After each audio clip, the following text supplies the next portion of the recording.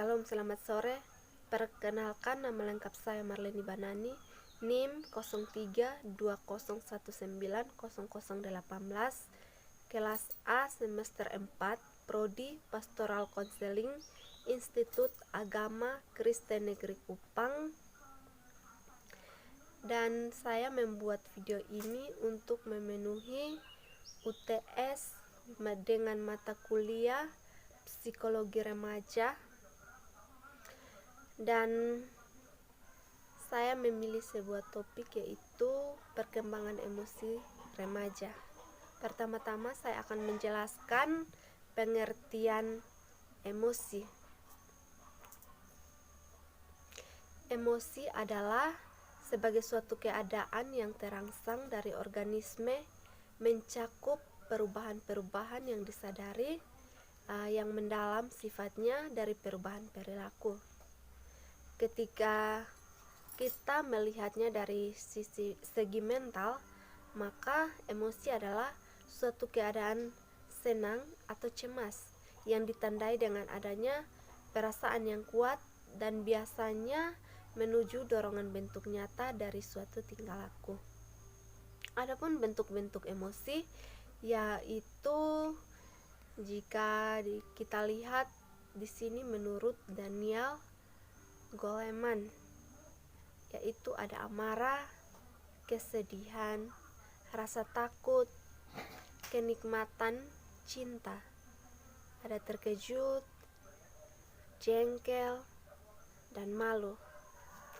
Semua hal ini kita sudah rasakan, dan kita juga bisa memberi contoh, misalkan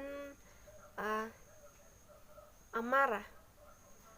Amarah itu meliputi mengamuk atau marah, atau juga misalkan rasa takut. Rasa takut itu meliputi cemas, gugup, dan khawatir. Dan malu itu meliputi rasa bersalah, malu hati, hina, ataupun aib. Berikut faktor-faktor yang mempengaruhi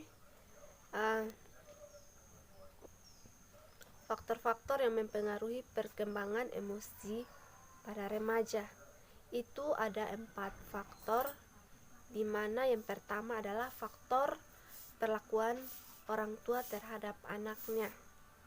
Jadi jika di rumah anak mendapatkan perlakuan kasar dari orang tuanya, maka ini sangat,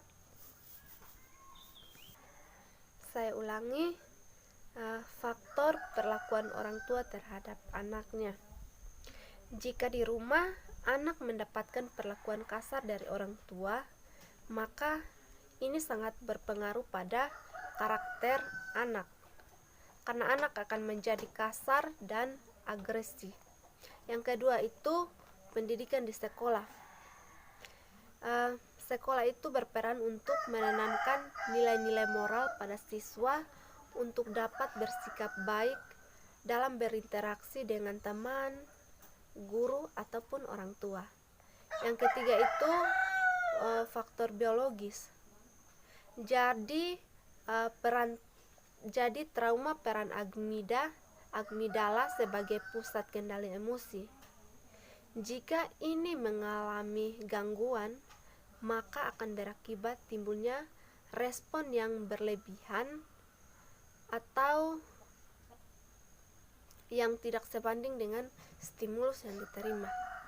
Dan yang terakhir itu ibadah. Ibadah adalah proses yang mengacu pada kesucian hati, sehingga fungsi efektif menjadi cerdas sesuai dengan fitrah yang mengajak pada kebaikan. Yang berikut ada karakteristik perkembangan emosi remaja. Ini dibagi menjadi 4 periode, yaitu periode yang pertama itu periode pra-remaja. Pada periode ini remaja putra atau putri mengalami perubahan fisik yang sangat nampak, apalagi pada remaja putri. Dia akan merasa kegemukan karena bertambahnya berat badan yang cepat. Yang kedua, periode remaja awal. Ini tampak pada perubahan fungsi alat kelamin pada remaja. Jadi di periode ini, individu mulai merasakan perubahan-perubahan yang disertai sifat peka terhadap rangsangan-rangsangan dari luar.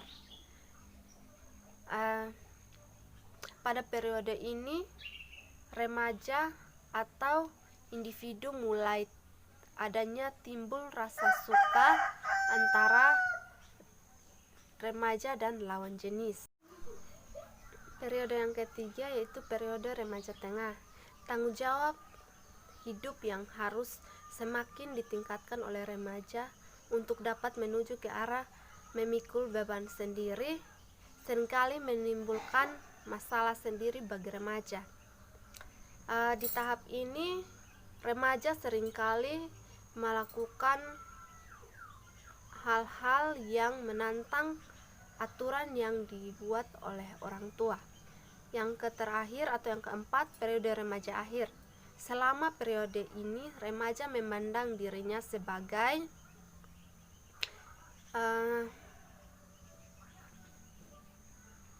orang dewasa yang mulai mampu menunjukkan pikiran, sikap, dan perilaku yang makin dewasa.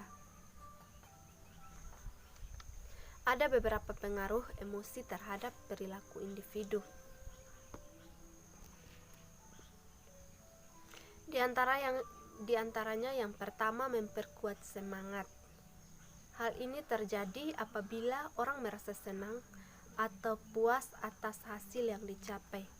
Yang kedua itu melemahkan semangat, atau hal ini terjadi di saat seseorang merasa kecewa, menghambat atau mengurangi konsentrasi belajar, terganggunya penyesuaian sosial, dan yang terakhir, suasana emosional yang diterima dan dialami individu semasa kecil.